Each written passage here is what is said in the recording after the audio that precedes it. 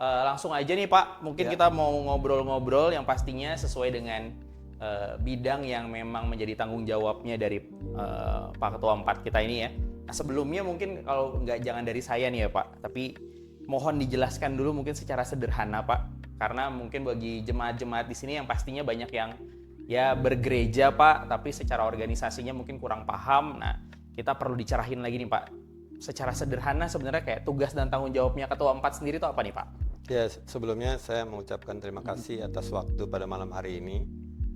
Selamat malam, pagi atau siang, seperti yang tadi disampaikan kepada jemaat sekalian dan mereka yang mungkin melihat dan ikut ambil bagian dalam acara podcast ini. Jadi kalau dari pertanyaan tadi, mungkin supaya lebih ini saya panggil Mas Ervan kali ya. Yes, boleh. Oke. Jadi tugas kerja kami itu bagian dari sebuah struktur gereja yang masuk dalam program pembangunan ekonomi gereja. Jadi kalau kita mungkin pahami bahwa kalau gereja itu bukan hanya bangunannya, tapi gereja itu adalah bagian dari jemaatnya. Jadi jemaat mula itu sudah pasti sampai sekarang adalah pada saat jemaat itu berkumpul, dia berkomunitas dan berada dalam komunitas Kristiani, dia memerlukan sebuah tempat ibadah tentu. Pada saat dia mendapatkan tempat ibadah tersebut, hubungan antara jemaat tersebut dengan tempat ibadah yang ada pastinya harus memerlukan dukungan, daya dan dana untuk mereka bisa beraktivitas di dalam program teologis yang mereka jalankan.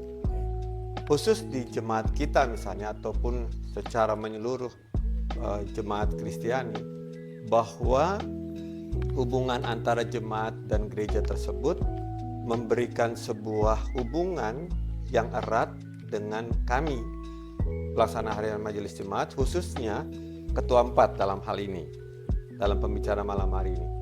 Apa yang harus kami jalankan? Pembangunan ekonominya itu tidak hanya sebagai bagian dari pembangunan secara harafiah, tetapi dia juga akan memberikan dukungan kepada jemaatnya untuk dapat memberikan jemaat itu sebuah rasa nyaman, sebuah fasilitas yang memadai, sebuah tolak ukur maupun bagian yang mendukung dari program ibadah secara menyeluruh di gereja itu. Kami harus membantu memberikan itu kepada jemaat kita. Jadi itu gunanya kita sebagai Ketua 4. Bukan hanya kalau orang bilang, oh kita sebagai Ketua 4 di PEK kita harus mengupayakan daya dan dana dan segala macam. Enggak. Dasar utamanya adalah bagaimana kami sebagai Ketua 4 bisa memberikan sebuah fasilitas yang memadai secara tidak hanya secara struktural bangunan itu sendiri, tetapi juga bagaimana kami harus memberikan fasilitas-fasilitas lainnya sehingga kehidupan bergereja jemaat itu sendiri bisa kita dukung dan memberikan kenyamanan. Artinya jemaat tersebut bisa bergereja, mereka mendapatkan fasilitas ibadahnya gitu ya Pak. Mendapatkan fasilitas, dukungan-dukungan dana dalam berinteraksi antara jemaat tersebut, antara pelkat, antara saya bisa bilang stakeholder di jemaat itu, antara pelkat, korsek, komisi, semuanya dia bisa berada dalam satu sistem yang berpadu satu. Dan itu kita harus support nih. Itu gunanya kami, gunanya Ketua 4 di situ. Itu pertanyaannya itu Mas. Iya. Itu sebenarnya sih berarti sebenarnya Ketua 4 berarti memang cukup relate dan hubungannya erat banget juga sama tadi ya, tim atau Komisi Pembangunan Ekonomi Gereja itu sendiri berarti ya? Iya, jadi kalau kita masuk di Komisi Pembangunan Ekonomi Gereja, komisi di kami di PEK itu ada dua sebetulnya. Komisi Pembangunan Ekonomi Gereja dan Komisi Harta Milik. Kalau harta milik dia berada dalam lingkup untuk bagaimana dia memaintain eh, fasilitas yang sudah ada, sehingga fasilitas tersebut tetap terjaga Oh, dan dia tetap dapat di data dengan baik, sehingga apa yang sudah dimiliki itu memberikan sebuah pemahaman bahwa eh, eh, pemilikan data tersebut, pemilikan alat tersebut atau barang yang ada di aset yang ada di gereja itu dapat didata dengan baik sehingga bisa terjaga, bisa terawat, dan kalaupun terjadi misalnya hal-hal di mana karena penggunaan aset tersebut perlu adanya suatu peremajaan, nah komisi itu yang akan bergerak. Komisi Pembangunan Ekonomi Gereja berada dalam struktur yang lebih luas. Nah, di saat ini saya nggak hanya melihat bahwa komisi gereja itu akan bergerak sebatas dengan PKA. Pasti jemaat GPIB dia fasih dengan namanya program kerja anggaran. Program kerja anggaran itu pasti akan ada banyak hal di dalamnya untuk mendukung program kerja gereja itu sendiri. Khusus untuk kita biasanya singkatnya di PEG, di PEK. Nah, di PEK itu sendiri kita harus di saat ini saya berusaha untuk mencari sebuah terobosan. Terobosan itu untuk memberikan, bukan memberikan rasa bangga untuk kita, enggak. Tapi memberikan sebuah nilai, value terhadap jemaat kita itu sendiri. Jadi misalnya gini, bahwa pembangunan ekonomi gereja itu tidak hanya sebatas bahwa di mana kita harus memperbanyak persembahan misalnya. Bagaimana setiap ibadah itu misalnya kita harus perbanyak sedemikian rupa sehingga kita mendapatkan persembahan yang banyak pula. Enggak. Karena pada saat kita membangun ekonomi gereja, kita membangun jemaat tersebut tidak hanya berada dalam konteks ibadah dan persembahan, tetapi kita juga memberikan sebuah ruang-ruang lain sehingga jemaatnya lebih aktif. Contohnya nih, kita sekarang ini punya beberapa butir upaya dana yang kita cari. Jadi misalnya sekarang ada ubi, singkong, lele, beras. Di satu titik empat budidaya tersebut mungkin baru kita sediakan, ya, kita sediakan untuk diberdayakan di tingkat jemaat. Tapi berkelanjutan kita harus pikirkan bahwa Immanuel Depok dia punya kebun. Kebun itu menghasilkan sesuatu. Kebun itu bisa memberdayakan jemaat kita yang mungkin memerlukan kehidupan sehingga kita bisa berkontribusi atas kehidupan jemaat itu. Kebun tersebut bisa memberdayakan banyak jemaat untuk ikut ambil bagian di situ. Contohnya yang lain yang baru bisa nih kita jalankan seperti tadi dipertanyakan mengenai jemaat Imade Mandiri.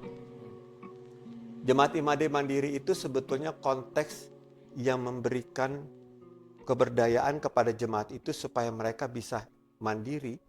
Mandiri di dalam arti secara ekonomi mereka bisa menghidupi diri dia sendiri. Relevansinya apa? Relevansinya sekarang kalau di Natura kita punya, khusus ya jemaat kita, ada 115 keluarga yang menerima Natura. Seharusnya kita harus memberdayakan sesuatu sehingga 115 ini berkurang. Caranya gimana? Contohnya untuk beras. Jadi kami akan memberikan jemaat kami modal awal. Karena kita sekarang ada beras, ada minyak, itu yang mungkin kita bisa berdayakan. Kami menyediakan itu, beras dan minyak. Kita kasih nih, mana jemaat yang ingin mengambil bagian untuk bisa misalnya secara harfiah mau jualan lah. Ya. Gak perlu pakai modal. Gak perlu pakai modal pertama. Dia ambil, dia jual dalam tataran tertentu ya. Dia ambil, dia jual. Setelah dia memang selesai, dia setelah semua barang itu mungkin laku, Ya. dia balik lagi ke kami. Sejauh ini kami bisa menetapkan misalnya pembelian keduanya kami kasih misalnya 50%. 50%-nya itu subject to. Kalau ternyata kita lihat komen dari jemaat yang keduanya masih gratis lah, kami terbuka untuk hal itu. Pada saat dia kembali kepada kami dengan menyatakan bahwa kami yang kedua gratis lah, artinya apa? Jemaat itu udah berusaha. Kami punya tujuan tercapai. Ya. Dia sudah berusaha menghidupi diri dia sendiri. Waktu modal beras dan minyak itu kita kasih, dia jualan, udah bisa buat hidup dia. Yang kedua, kalau ternyata dia bilang, misalnya dia bilang, Pek, janganlah kita beli 50%, boleh gak yang kedua ini kita gratis lagi? Nggak tutup kemungkinan untuk itu. Yang penting adalah tujuan kita tercapai. Kita memberdayakan jemaat kita supaya mengurangi dampak jemaat yang mempunyai artinya apa ya istilahnya, standar ekonomi yang mungkin sangat jauh, dan kita nggak bisa bantu dia untuk setiap donasi natura yang kita berikan. Pastinya nggak cukup ya Pak, sebenarnya kan ya, untuk keluarga prasejahtera itu yaitu bantuan dari gereja, tapi sebenarnya kan pastinya nggak cukup untuk keluarga mereka. Nah ini bisa jadi solusi juga berarti ya Pak, programnya Jemaat Imade Mandiri ini berarti ya Pak? Yes. Kita sudah coba lakukan eksaminasi. Coba cek, beras 5 kilo dalam satu rumah tangga misalnya, minimal 3 orang di dalamnya 4 orang. Gak akan seminggu juga nggak akan cukup. Setelah itu minyak. Dalam satu keluarga dia butuh berapa liter satu bulan. Kita natura hanya kasih 5 kilo beras, 5 kilo beras, lalu minyak dan so on. Seminggu 2 minggu. Itu baru membantu ya Pak, belum bisa memenuhi gitu. Betul. Ya. Betul. Yang kita lakukan, kita kasih mereka kail. Ya. Kita nggak kasih mereka bantuan, kita kasih mereka kail, mereka berusaha. Terus ada pertanyaan lagi, apakah dengan kita bantu mereka tersebut, maka kita akan kekurangan pangsa pasar untuk jemaat lain membeli? Belum tentu. Itulah kualitas doa di situ. Kenapa? Karena pada saat kita lakukan itu, jemaat kita yang mengambil beras itu, dia nggak menjual hanya ke jemaat kita. Meluaskan pangsa pasar Pak, kemungkinannya gitu ya Pak. Betul. Dia jual bukan ke jemaat kita. Di sekeliling rumahnya pasti memerlukan beras itu. Jadi kita namanya itu Jemaat Imade Mandiri. Ya. Jadi kita memandirikan jemaat kita. Saya targetnya sebetulnya hal itu udah saya sampaikan di triwulan 1. Terus dia bilang, ada gak sih kemungkinan jemaat kita yang mau beli gitu? Kita tunggu triwulan kedua. Ternyata masuk triwulan kedua, udah ada 5 orang jemaat yang menginginkan hal itu. Kemarin kita naikkan di dalam penekanan warta, karena sudah beberapa jemaat tadi yang dari 2 atau 3 atau 5 jemaat, pasti dia akan bertumbuh. Kenapa? Karena dia tahu kita tidak memberikan mereka sebuah tekanan untuk mengambil itu, enggak. Tapi kita berikan fasilitas. Jadi saya udah siapkan berapa ratus kilo gitu beras, apabila ternyata animo ini semakin meningkat. Kalaupun ternyata dia harus kita siapkan lebih, kita siapkan lebih. Tapi targetnya adalah itu. Jemaat kita sudah lebih banyak yang bisa mandiri, dan itulah gereja. Itu harus begitu kita, supaya standar ekonomi yang mungkin berada di bawah rata-rata, dia mulai berangsur pulih.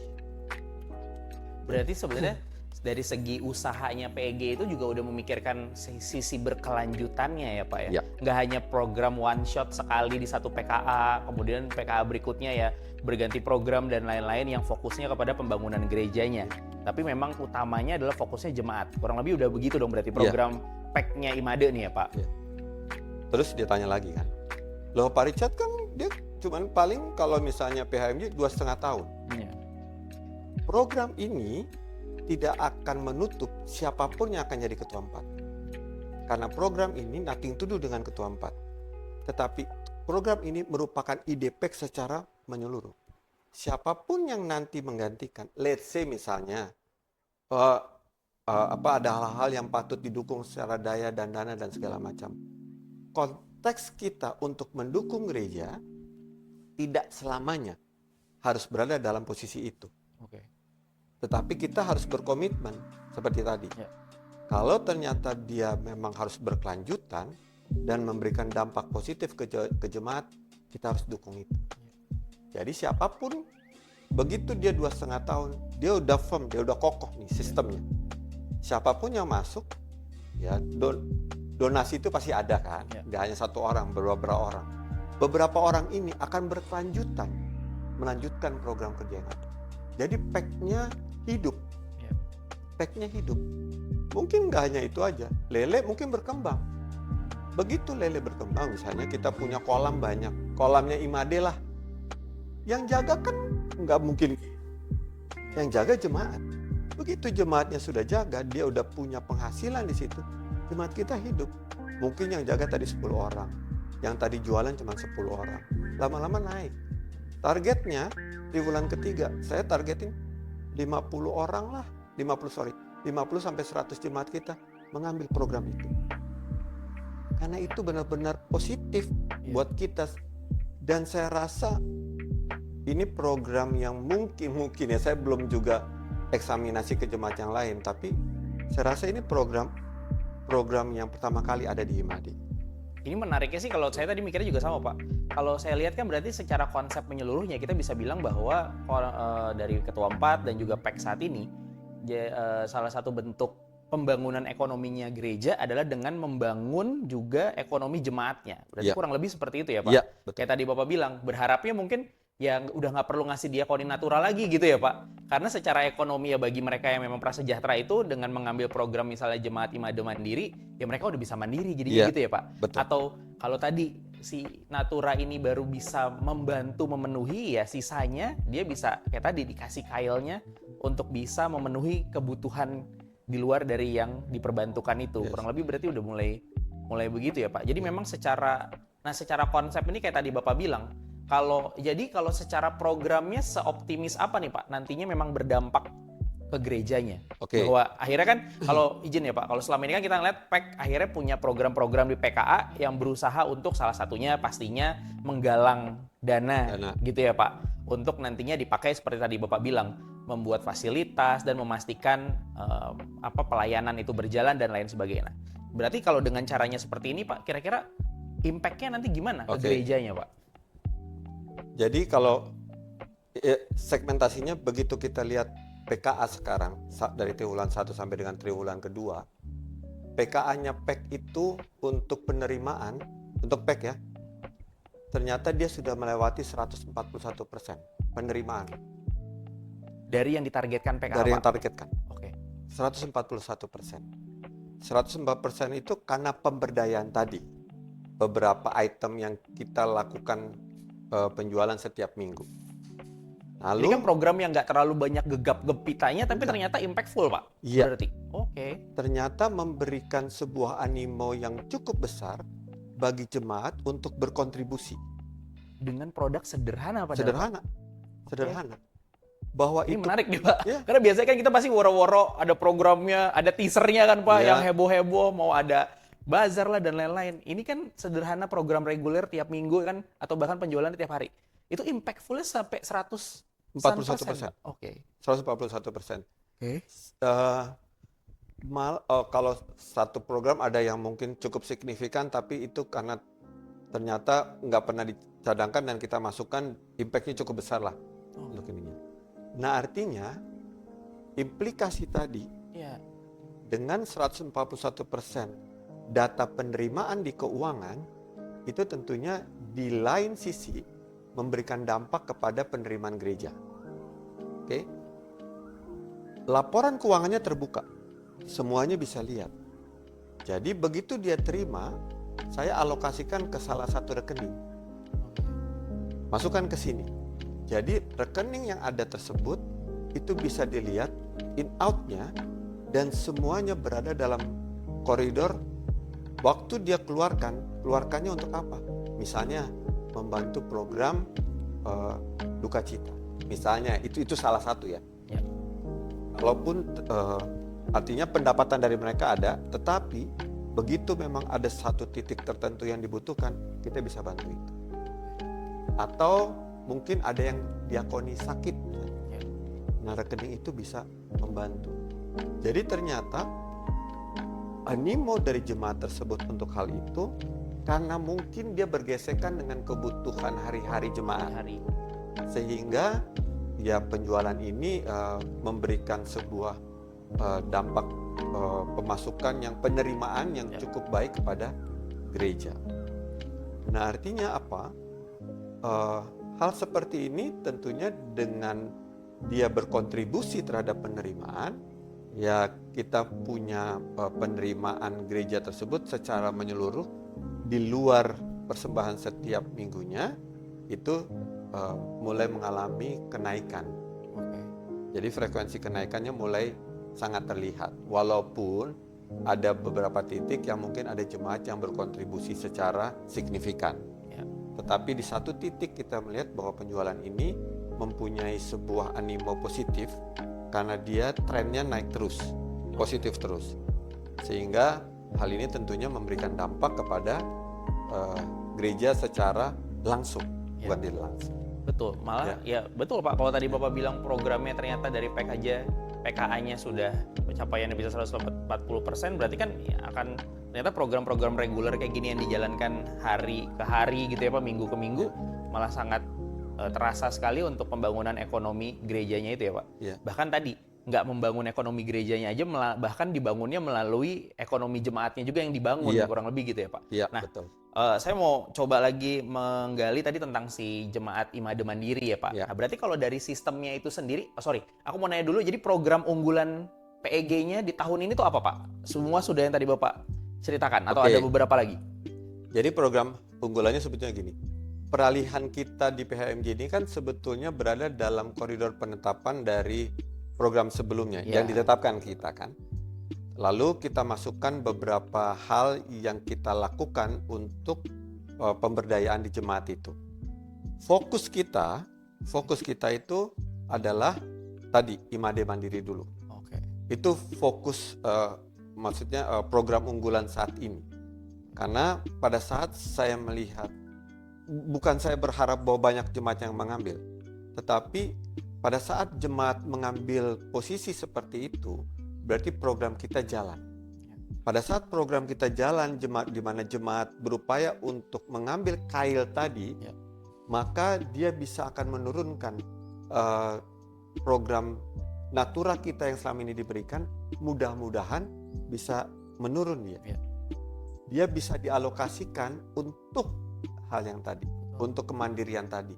Bukan lagi natura. Naturanya mungkin 115, sekarang mungkin beberapa bulan lagi dia akan jadi 75. Karena yang 30-nya itu atau yang 40-nya itu dia akan mengambil program ini. Toh bagi mereka juga nggak pakai uang waktu ngambil. Pertama, mungkin juga kedua untuk ininya. Kalaupun ternyata mereka bilang ya udah kedua kami setuju misalnya 50%, silakan berjalan. Itu Pak. Nah, itu. Aku mau masuk ke situ Pak. Jadi seperti apa nih tahapannya untuk jemaat bisa jadi peserta dari programnya Jemaat Imade Mandiri Pak? Jadi kemarin kita sudah bicarakan, sebetulnya pembicaraan ini di tataran komisi sudah kita sampaikan. Jadi sederhana aja, ada PIC yang memang akan menangani. Jadi di tingkat komisi itu kan kita punya anggota. Jadi anggota itu kita tetapkan PIC-nya. PIC-nya itu yang nanti akan berhubungan dengan jemaat tersebut. Jadi sedemikian mudahnya. Artinya jemaatnya tinggal kemarin di penekanan warta jemaat pun kan kita sudah sampaikan. Menghubungi 2 orang rekan komisi kita lah misalnya. Nah 2 orang itu yang akan nanti memberikan langsung fasilitas yang ada untuk mereka. Jadi kita sudah tetapkan misalnya 20 kilo kalau nggak salah atau 25 kilo, lalu berapa liter minyak. Silahkan mereka jual, mereka tinggal datang, mereka catat. Kita punya catatan nanti. Oke, jemaat A mengambil tanggal sekian. Misalnya nanti dia balik lagi nih 3 hari, karena kan kita belum dapat polanya nih. Ya. Misalnya jemaat ini jual 3 hari, udah habis nih penjualan. Dia datang lagi ke kita. Oke, dia datang ke kita kasih misalnya 50%. Atau dia minta fasilitas tambahan, boleh gak ini? Oke, kita kasih lagi. Gunanya apa kita catat? Supaya kita tahu berapa banyak jemaat yang akan mengambil satu, berapa banyak barang tersebut yang harus kita persiapkan di tempat kita. Karena PEK itu sekarang tidak hanya punya kantor, dia punya gudang. Jadi punya gudang di basement itu, kita ambil satu sisi area yang mungkin memang tidak akan bisa dipergunakan untuk parkir. Di situ kita akan bangun ruangan ya. Ya, jadi di situ sementara ruangan kami itu masih gabung dengan ruangannya operasionalnya basement.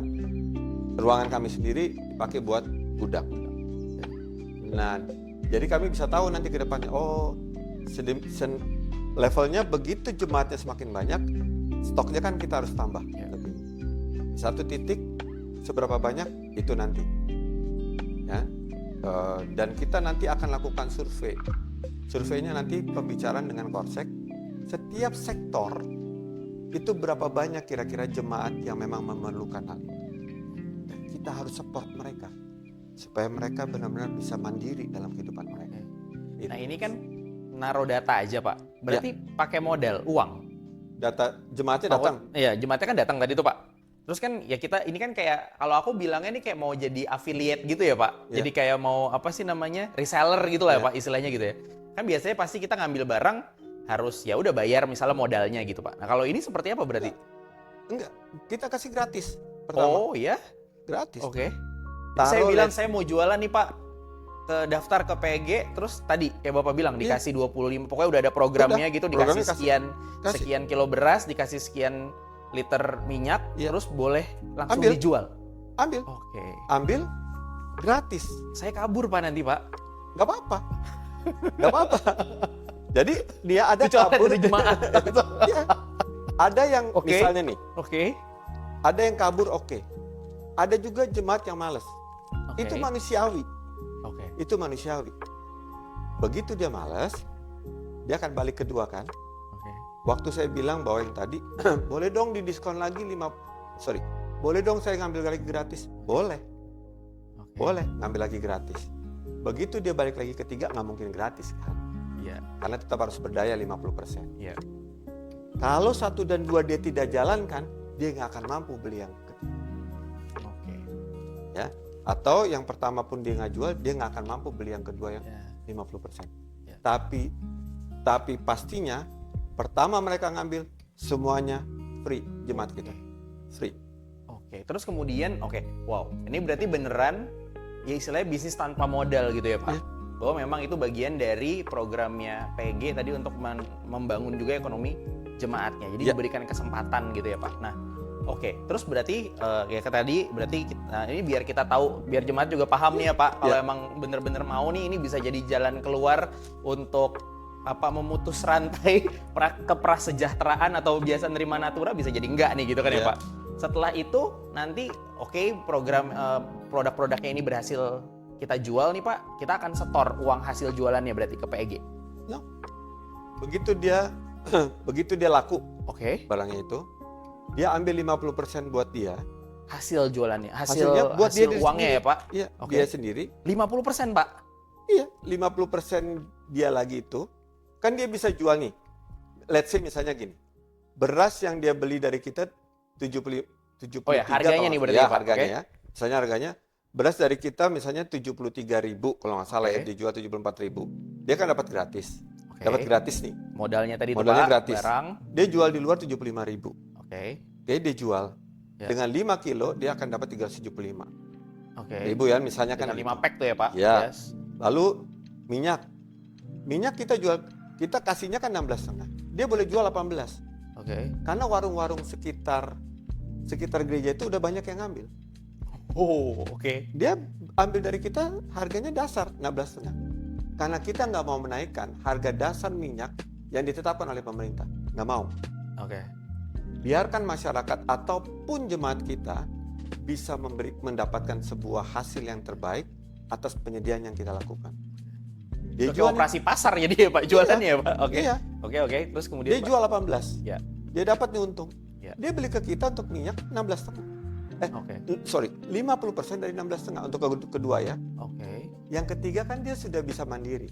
Tapi mungkin juga ketiga belum lah, kan kita perlu hidup gini-gini, bisa nggak kita dapat lagi 50? Subjek itu nanti saya bicara di komisi. Tapi artinya dia sudah bisa berinteraksi nih dengan kita. Program ini jalan berarti. Gitu, Mas. Oke, jadi harusnya sih ini jadi program yang sangat menarik ya untuk jemaat. Ya balik lagi ya, ini mengawinkan antara bisnis dengan iman tadi ya Pak gitu ya. Bahwa kayak tadi ya, ini balik lagi semuanya selama jemaat Imade ya Pak dibantu untuk benar-benar bisa pakai program ini, dikasih produknya, kemudian bisa dijual jadi salah satu ya mata pencaharian untuk keluarganya gitu Pak. Terus kemudian bisa berulang juga dapat produknya lagi dengan program-program yang tadi cukup meringankan gitu ya Pak. Jadi ya memang balik lagi harusnya ini jadi salah satu program unggulan yang menarik dari PG gitu ya Pak, gitu ya, yang untuk Imade. Dan ini kayaknya bisa dibilang terobosan juga nggak sih Pak untuk tahun ini berarti ya Pak? Karena kan sebelumnya kalau saya seingat saya ya Pak, banyak memang lebih kepada tadi program-program yang banyak gegap gempitanya, pastinya memang kita butuh perhatian jemaat untuk tumpah ruah datang, misalnya kayak bazar dan lain-lain gitu ya Pak. Terus kemudian ya banyak kupon dan lain-lain. Nah, kalau sekarang berarti udah ini jauh dan bahkan jauh lebih impactful gitu ya Pak, dengan bener-bener berarti konsepnya apa ya, partisipatifnya meningkatkan partisipasinya jemaat, kurang lebih gitu ya Pak? Satu, partisipatif. Kedua, jemaatnya memang pemberdayaan jemaatnya itu sendiri lebih tinggi. Dan ketiga, partisipatif tadi akan menimbulkan interaksi. Ya. Dan nggak one moment ya Pak? Nggak one moment. Ini terus aja gitu ya Pak, ayo datang lagi, belanja lagi, jualan lagi gitu ya Pak? Di satu sisi, kita menjaga tingkat kesehatan jemaat. Ubi itu, ya, ternyata diminta sama orang. Ini nggak ada lagi ubi, nggak ada lagi singkong. Dan ternyata mereka memberdayakan makanan tersebut jadi konsumsi sehari-hari. Itu sisi yang tidak langsung. Tapi artinya mereka sudah tanya nih, interaksinya itu jalan. Lele nggak ada lagi untuk ininya. Artinya mereka lihat ada beberapa kebutuhan yang mungkin quote unquote bagi mereka primer dalam kebutuhan sehari-hari, itu menjadi sebuah interaksi kepada kami. Kok nggak disiapin sih? Nah, hal itu jadi mendorong kami untuk tetap memberdayakan hal itu atau barang-barang tersebut atau hasil bumi itu tetap ada. Dan yang paling penting adalah ternyata programnya kan dinotis ya Pak. Ya orang mencari kan karena tahu bahwa PG masih jualan ya atau apa gitu ya Pak. Betul. Kurang lebih seperti itu ya Pak. Nah, terus kemudian segala macam daya upayanya sudah dilakukan yang ternyata tadi juga sekalipun programnya kita ngerasanya mungkin berputar gitu ya, membangun ekonomi gereja ya dari membangun jemaatnya gitu ya Pak. Tapi ternyata impact-nya juga ke ekonomi gereja itu sendiri. Nah, secara transparansi jadinya gimana tuh Pak? Akuntabilitas transparansinya kalau saya lihat kan ya sebenarnya sih nggak perlu dipertanyakan ya. Karena tiap minggu laporan itu selalu ada di Warta Jemaat, baik yang cetak maupun digital, bisa selalu dibaca, kurang lebih seperti itu ya Pak. Tapi monggo dijelaskan lagi tentang transparansinya dan juga akuntabilitasnya untuk mengelola sebuah pendanaan gereja itu seperti apa Pak? Jadi pada waktu pembelian itu di komisi itu ada catatannya. Berapa banyak total beras yang sudah laku di jemaat.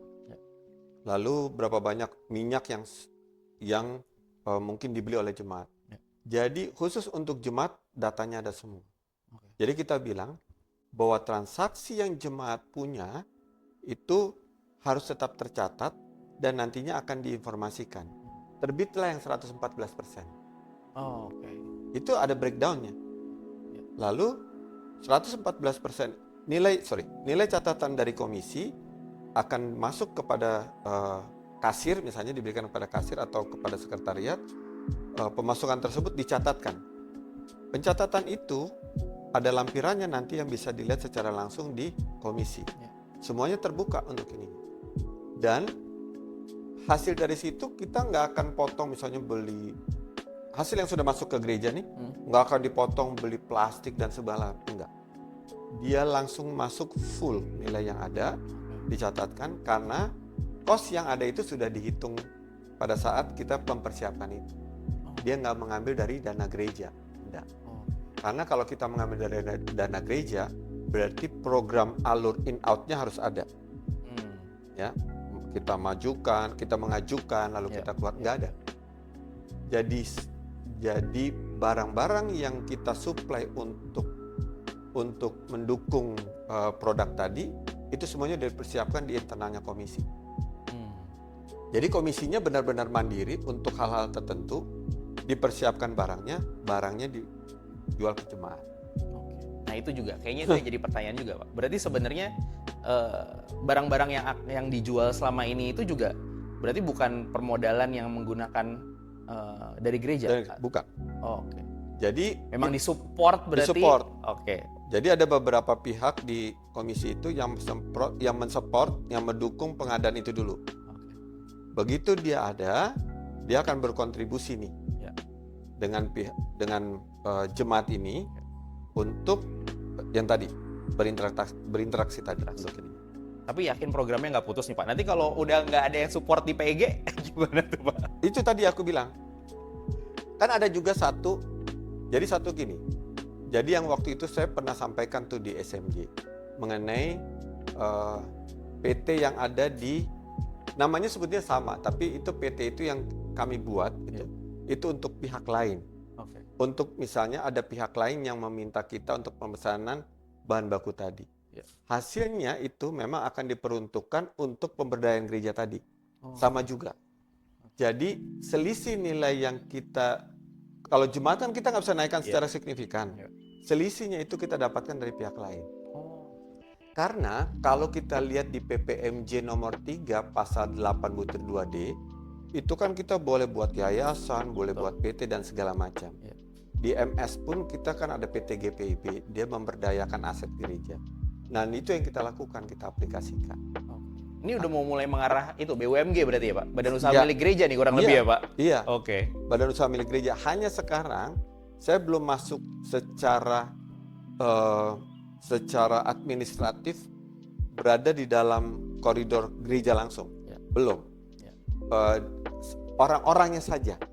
Nah, artinya apa? Biar lebih dinamis gitu ya Pak? Dinamis. Itu satu. Kedua, saya perlu mempersiapkan nanti orang yang di bawah, yang maksudnya tim kita ini, siapapun yang nanti berganti, dia tetap akan bisa mengambil alih. Karena kenapa? Sistemnya udah jalan. Jadi seperti yang tadi ditanya Mas Servan, kan saya juga kan paling 2 tahun setengah selesai. Kalau memang terpilih lagi tetap di Ketua 4 ya jalan oke. 2,5 tahun lagi gitu ya Pak? Tapi kan kita nggak boleh programnya nggak boleh selesai 2,5 tahun lagi ya Pak? Nggak boleh. Apalagi impact-nya berasa gitu ya. Nah artinya sistemnya kita udah siapkan. Siapapun masuk situ, dia nggak akan canggung untuk menyatakan, aduh, saya nggak punya kemampuan untuk menyiapkan bahan baku. Bahan bakunya dia udah otomatis sudah ada. Kenapa?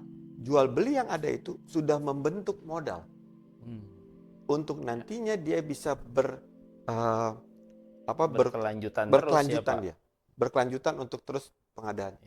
Jadi sekarang kita sudah punya kekuatan modal kita sendiri itu di 1 ton untuk beras. Modal kita sendiri itu sekitar 1 ton, kita udah bisa mandiri kita. Udah bisa berputar. Udah bisa berputar. Sekarang, istilahnya asetnya itu udah bisa sampai 1 ton tuh Pak? Udah 1 ton. Itu dalam jangka waktu berapa bulan? Artinya kalau itu berjalan terus, targetnya 5 ton, dia bisa berada dalam stok yang cukup. Siapapun yang ganti, uangnya udah ada. Uangnya juga nggak diambil. Akhirnya ada semua di situ, tinggal terus bergulir aja, berputar terus aja, berkesinambungan. Oke. Luar biasa ya Pak berarti ya kondisinya. Sebenarnya udah luar biasa nih dengan program ini, kondisi jemaatnya Imade itu sendiri ya Pak. gitu. Apalagi tadi ya itu deh, gimana caranya akhirnya ya ini nggak ngomongin lagi tentang pembangunan ekonomi gereja, jadinya malah pembangunan ekonomi jemaat yang nantinya pastinya gerejanya juga bertumbuh gitu ya Pak. Iya. Jemaatnya mandiri ya gerejanya udah pasti jadi mandiri juga kurang lebih gitu ya Pak. Nah, pengen ngomongin peran anak mudanya Pak. Kira-kira seberapa besar juga nih Pak? Kalau tadi kita ngomongin mungkin ya lebih ke prasejahtera dan lain-lain. Tapi menurut saya ini juga bisa jadi menarik ya Pak. Nah, salah satunya kan kalau ngomongin temanya GPIB saat ini dengan intergenerasional dan lain-lain, salah satunya fokusnya pastinya di pemudanya nih Pak. Iya. Nah, jadi salah satu target nggak sih Pak pemuda untuk bisa join nih Pak di programnya Jemaat Imade Mandiri ini Pak? Jadi saya untuk pemuda nih, untuk GP itu saya sudah punya satu target atau punya satu rencana itu di tahun depan. Kenapa saya lihat? Jadi gini, GP kita itu benar-benar ini belum masuk ke Imade Mandiri ya. Oke. GP kita itu berada dalam lingkup multitalenta mereka. Multitalenta itu saya lihat selalu berada dalam koridor yang mungkin hanya bisa diaplikasikan kalau ada misalnya ibadah corak muda dan segala macam. Dan itu harus ditingkatkan dengan metode tertentu sehingga mereka tidak hanya berkembang di gereja kita, tapi mereka juga bisa berada dalam sebuah wawasan yang lebih luas. Intergenerasional tadi tidak hanya di internal kita, tapi intergenerasional tadi harus berada dalam lingkup di mana dia berada dalam hubungan dengan gereja-gereja lain, dengan jemaat lain. Siapa yang memberdayakan? Kita. Kita harus dukung mereka.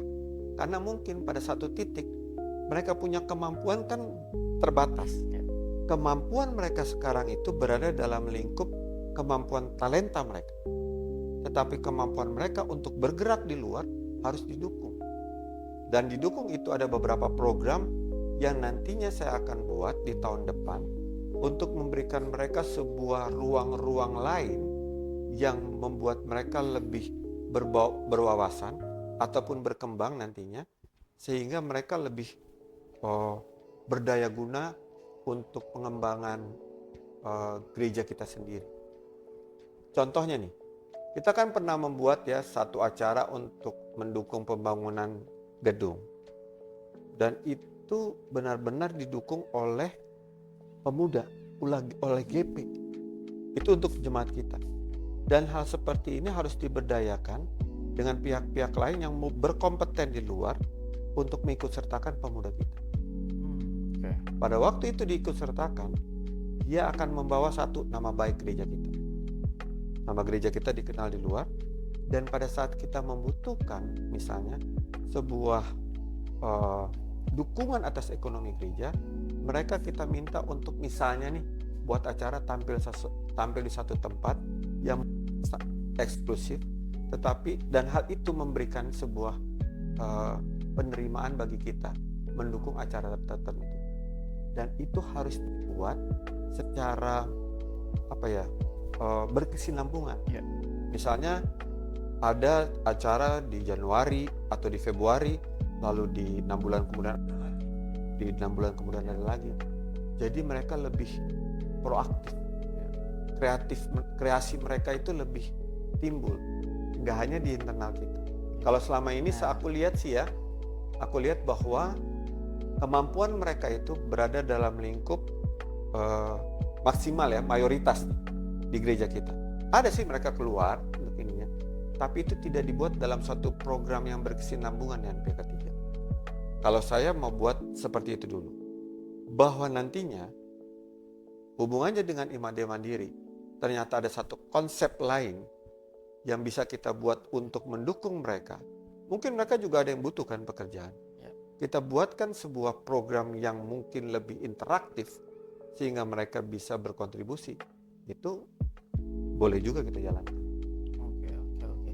Jadi memang akhirnya siklusnya nggak cuman bergerak kalau kayak tadi konteksnya si GP yang tadi Bapak bilang, berarti kan konteksnya nggak melulu interaksinya di dalam jemaatnya kita ya Pak. Ya. Jadi nggak muter-muternya di situ aja istilahnya gitu ya Pak. Betul. Kalau bikin acara ini ujung-ujungnya jemaat lagi yang dilibatkan gitu ya. Bikin acara ini juga sama targetnya jemaat lagi. Nah ini kan berarti udah mulai keluar gitu ya Pak. Bahwa source-nya pasti akan lebih banyak di luar. Apalagi kan program gerejanya juga banyak gitu ya Pak. Dengan melibatkan ya akhirnya kita mencoba menggerakkan jemaat juga untuk membangun perekonomian itu. Jadi ini bisa dibilang juga jadi akhirnya tugas membangun ekonomi gereja itu bukan cuma tugas ketua 4 sama PG gitu kan Pak ya. Intinya Betul. gitu ya Pak. Iya.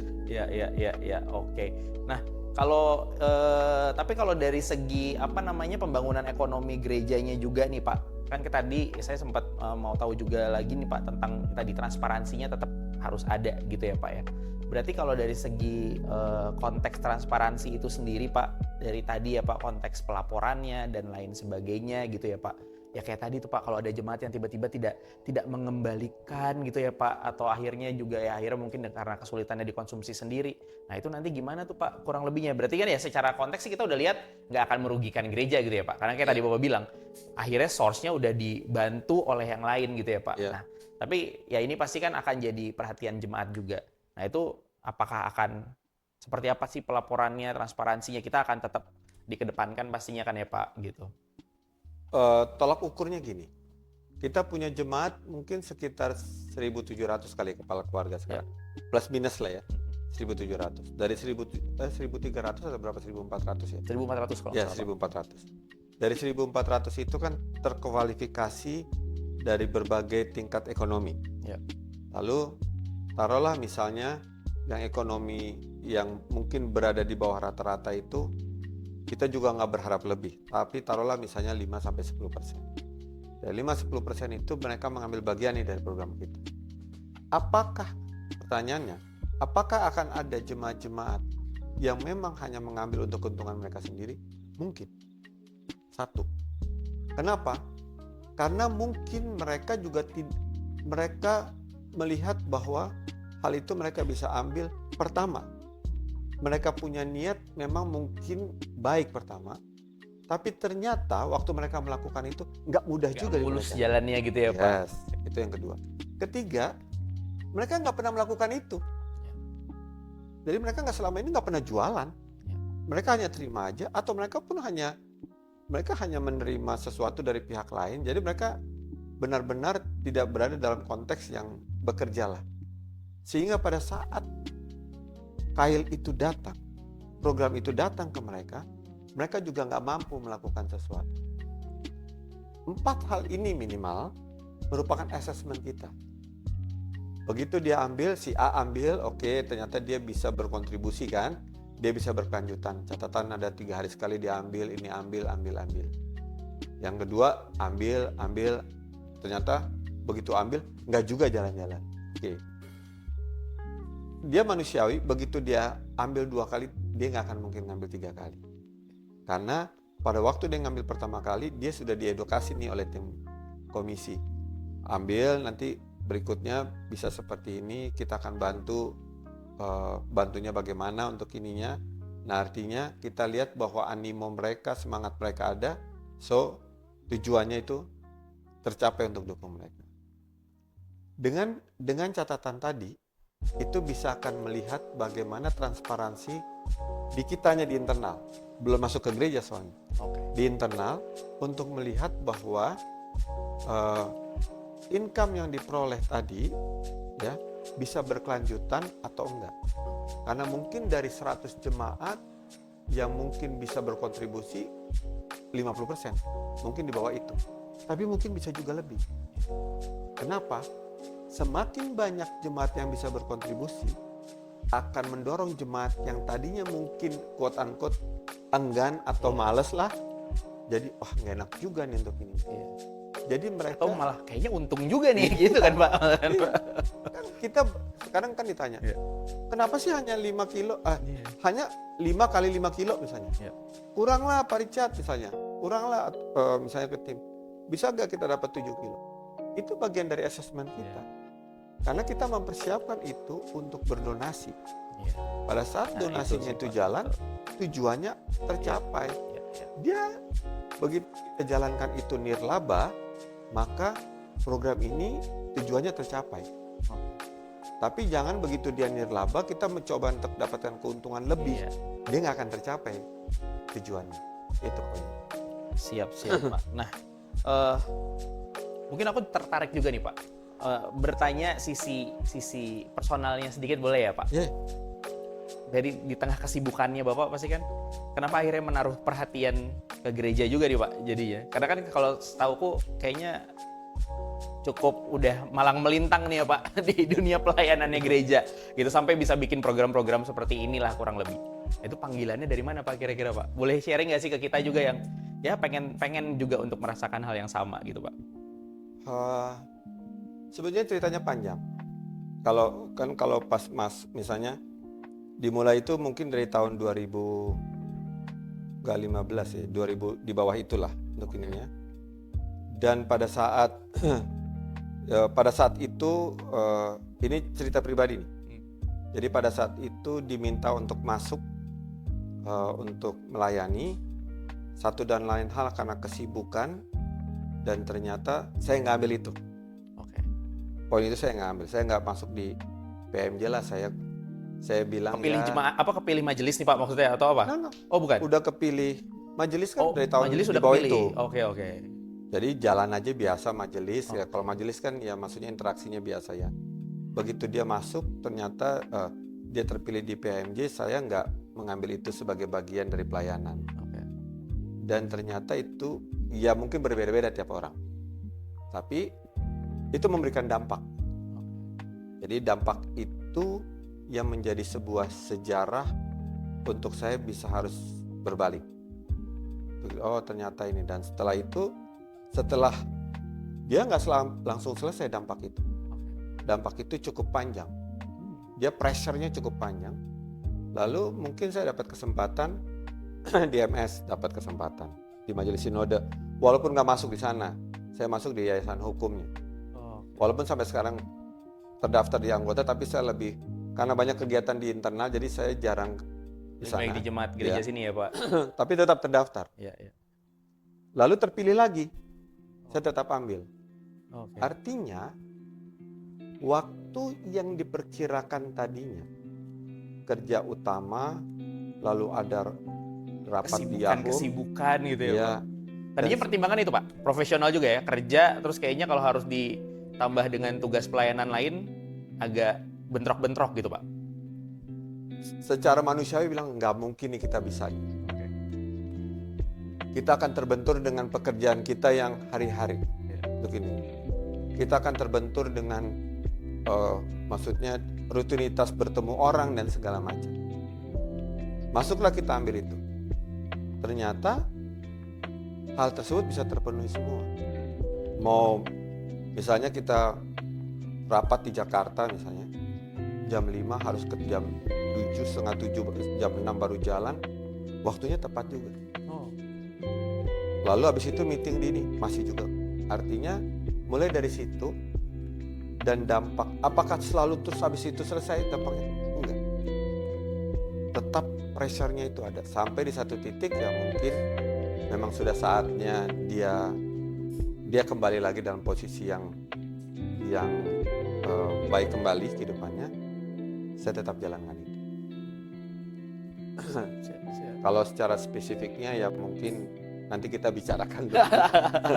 Siap. Tapi at the end semua tuh ternyata bisa diatur ya Pak. Bisa diatur. Bisa diatur Bisa semuanya. diatur. Jadi akhirnya yang tadinya awal nolak panggilan pelayanannya yang lebih spesifik gitu ya Pak, ternyata pas dijalanin sih bisa aja semua diatur gitu ya Pak.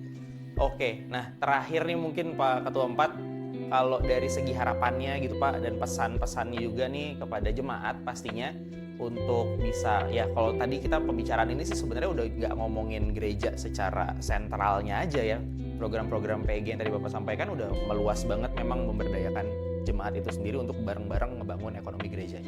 Pesannya Pak untuk para jemaat nih ya kira-kira? Ya. Kemarin sini silahkan Pak. Jadi program di IMADE sekarang ini dia sudah berada dalam program yang merangkul jemaat. Jadi pada saat program ini mulai diberdayakan, kami dari Komisi PEK dan Ketua 4 mungkin ingin mengharapkan bahwa jemaat mengambil bagian. Bahwa selama ini jemaat sudah mengambil bagian atas program yang kita buat. Dan itu memberikan sebuah dukungan penerimaan yang cukup signifikan di gereja ini. Dari program yang tadi, kita tingkatkan ke program yang lain, dan dia bersentuhan langsung dengan jemaat, kita minta jemaat untuk mengambil posisi secara aktif. Dan hal itu juga akan melibatkan nanti stakeholder yang di dalam gereja ini, koordinator sektor, mungkin pelkat, komisi. Semuanya kita harus bergandengan tangan. Di satu titik, jemaat kita yang mungkin berada dalam lingkaran ekonomi yang berada di bawah, dia harus tereliminasi. Dia harus bisa mandiri jemaat ini. Dia nggak boleh jemaat kita itu berada dalam lingkup yang benar-benar quote-unquote-nya susahlah secara ekonomi. Itu poin. Itu merupakan bagian pertaruhan kita sebagai bagian ketua 4 itu. Kalau gerejanya ya sudah layak pembangunan. Jemaatnya sudah berada dalam koridor yang inisiatif gerejanya sudah jalan. Fasilitasnya sudah cukup, interaksi sudah terjadi gitu ya Pak? Iya, sudah. Ya, kalaupun bilang mau ditingkatkan dan segala macam, jemaat kita sudah berada dalam posisi yang mungkin lebih mandiri untuk tetap hadir di setiap ibadah. Karena saya juga mengukur untuk pertumbuhan atau peningkatan kehadiran jemaat cukup signifikan. Sehingga hal ini memberikan dorongan kita bahwa jemaat yang hadir itu mungkin akan lebih banyak dia datang kalau di dalam kehidupan mereka juga sudah berada dalam kehidupan yang bukan berarti bahwa jemaat yang berada di bawah dia tidak ke gereja, enggak. Tapi pada saat dia tercukupi secara kebutuhan di hari-hari, mungkin dia berinisiatif untuk meningkatkan rasa syukur dia untuk datang ke gereja. Sehingga targetnya tadi, saya akan sampai sejauh ini saya belum punya data signifikannya kalau ditanya. Berapa banyak sih jemaat kita yang mungkin berada dalam lingkaran ekonomi yang berada di bawah itu? Saya belum bisa jawab. Tetapi itu akan segera ada karena saya akan minta nanti pertemuan dengan Korsek untuk memberikan data itu ke saya. Sehingga kalau mereka misalnya pun mereka nggak datang, saya akan coba tawarkan. Mau gak kalian? Kalau mau silakan ambil. Bergeraklah kalian. Gratis kok. Silakan jalanin aja untuk ininya. Sehingga pemberdayaan itu memberikan kualitas kehidupan bagi jemaat kita. Itu Mas. Baik, terima kasih sekali Pak Sama-sama. Ketua 4. Terima Sama-sama. kasih atas Terima yang kasih. disampaikan bahwa ya ini yang saya pikir sih ini satu yang mencerahkan ya. Karena kalau biasanya kita hanya baca tugas tanggung jawab Ketua 4 atau PEG itu apa aja gitu ya, membangun gereja pastinya. Dan ternyata sekarang kita bisa mendengar bahwa program-program ini nggak ya membangun gereja itu nggak cuman proposal-proposal ya Pak ya, nggak cuman program-program terjadwal di mana kita juga dikumpulkan jadi satu, tapi ini yang daily gitu ya, weekly bisa kita rasakan. Kita selalu lihat ada beras, ada ubi, kadang-kadang tuh ya di depan gereja sekarang ya bisa kita beli tiap kali selesai ibadah ya Pak, atau bahkan tiap hari kita bisa hubungi tim PEG untuk memenuhi kebutuhan sehari-hari, beras, minyak, segala macam ya Pak. Jadi ya sekarang yang membangun gereja dengan cara membangun jemaat ya, kurang lebih begitu ya. Sekali lagi terima kasih Pak Ketua 4 atas waktunya, dan semoga gereja kita bisa terus terbangun ekonominya melalui ekonomi jemaatnya yang dibangun. Terima kasih dan selamat menonton. Semoga ini jadi satu informasi lagi tentang GPIB Immanuel Depok untuk para jemaatnya. Terima kasih, Tuhan berkati. Terima kasih. Tuhan berkati semuanya. Ya.